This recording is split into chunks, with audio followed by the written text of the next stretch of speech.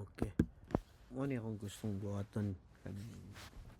Mura siya og kanang Alexa pero ma-customizable na ako malingaw-lingaw ako maiputag i-move na ako sa phone sa Raspberry Pi.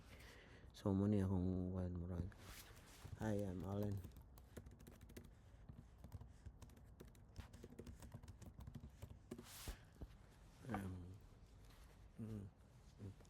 Awang mata mo tingog. Hey Alan, Kadungog mata. what can I help you with? Nay guys. Are you?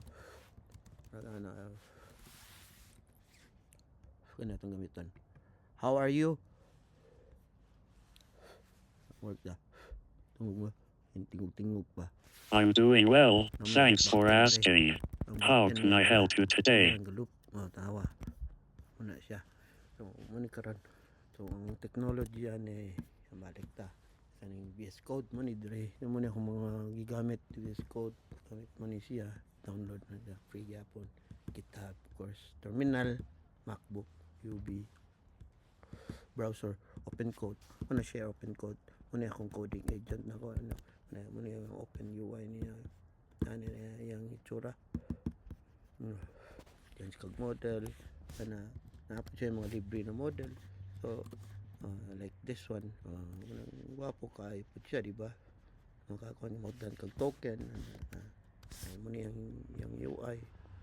Itong yung mga previous yung mga coding changes and then yung cities and then token pila yung nagasto yun nakuha dati napo siya murag nakakuha ni nakauma ni my open code tawag na slim na multi-agent i-delegate niya sa different one nakasave token na very much kay instead of dagan na pasa siya dito basta murag nakasave sa token.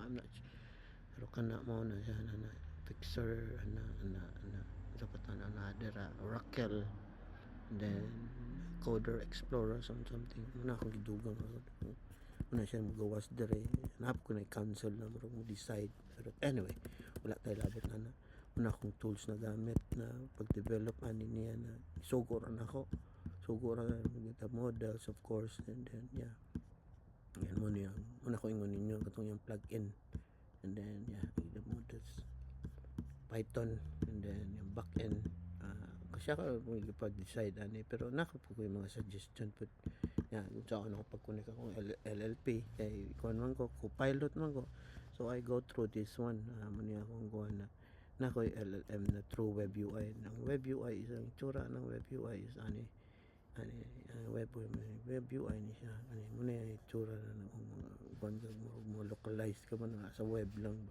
like for example but anyway search about web UI muna ako nag-serve na ko through the pinaagi sa open code na kuan LLM proxy para makakonect ko sa LLM sa Copilot which is pag gamit na ko dere check mo na nimo kung nagdagan kita nimo sa mga available models which is I'm after for this one so yeah kuha nimo na use a lookup na ka locally which is muna akong gigamit kay Whitefang na bot na to and then mao na sugod niya once makuha na nimo pwede gagisugod po ko dire service ng sugod ko unsa na ako unsa akong gusto niya buhaton tana po kung sa mga kuan na para ma-proceed na kanina kung akong gusto nalog sa YouTube pero kung gusto hindi lang kay relate sila sa Raspberry Pi mapunta na to dito nagsugod po ko dire wala na ako nakita bilang punta ka dili makita but anyway so yeah mao na ang architecture na pasabot ng LLM then kani katong mga PY asa na diri sa source dara na siya and then yun sa speech text to text text to speech kausap na mo ni sa MacBook and then may lahi ra po dito po sa ako na siyang ko instruction na in the future na ma-flexible ma-switch na to into Raspberry Pi and a YouTube transcription and then Yeah, and then nasa yung gestion asa siya magkuha ng information na library na i-categorize na depende sa yung questions and news akong categorize ang ito and then dito siya mo query sa mga top news and conversation yung memory and then yeah so yeah ASCII style vanilla ng JavaScript and then yeah happy and then let's go na siya World Cup news.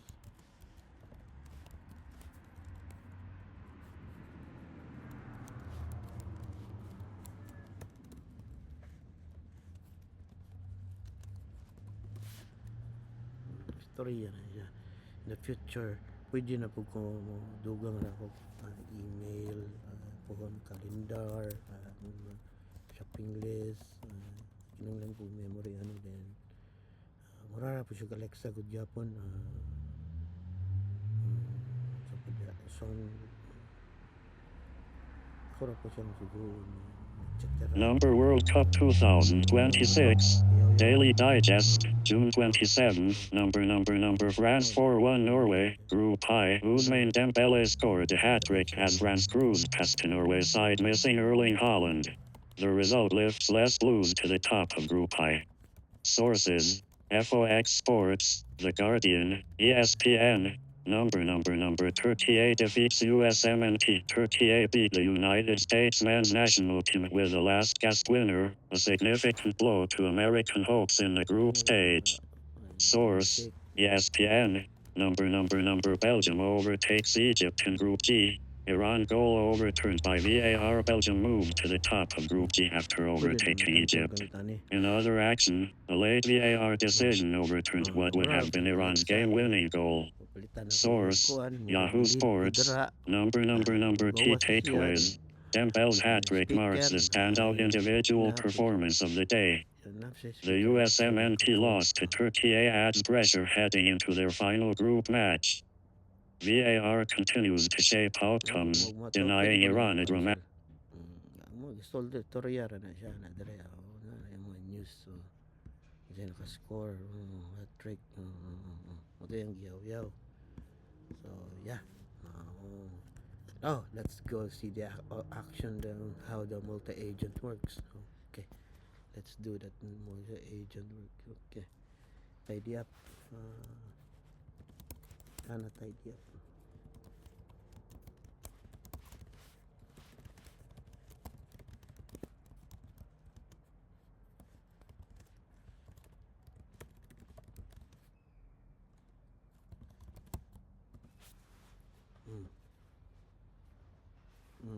Tanawa siya muna siya in action orchestrator pumudagan to delegate na ni Oracle okay ka na wala man tong Oracle is here see mag-delegate niya kayong Oracle delegation na yung mga designer na kailangan dia World Cup news paborito AI news may mga nag-delegate Oracle. This is how open code works and I like it very much and it's free and then like say switch kag model and then siya mga free model maka-play around ka wala ko na kaya nag-points mga play around na $5 sa ano yata as of now man ang gasto karong gama to inani i-evolve na nato ni pohon na dugang mo inani yung capabilities improve and then mo port na pa yun ni Raspberry Pi so yeah maora to salamat kayo pwede po ko dire naman akong plan for tomorrow muna akong yun dyan ako siya pag-communicate sa guwan mga questions it's all good okay gadagan pa sa Oracle hit yung kunin mo control F5 na yung mga plano crisis win so pa yung mga gusto na itong next na itong improvement then sa back end mo ni siyang itsura sa back end dyan itsura pag-communicate sa nilang dua and mo si Fred ang ngalan 180 ang rate mara to tanaw si Conor Gapon thank you Salamat Bisaya AI.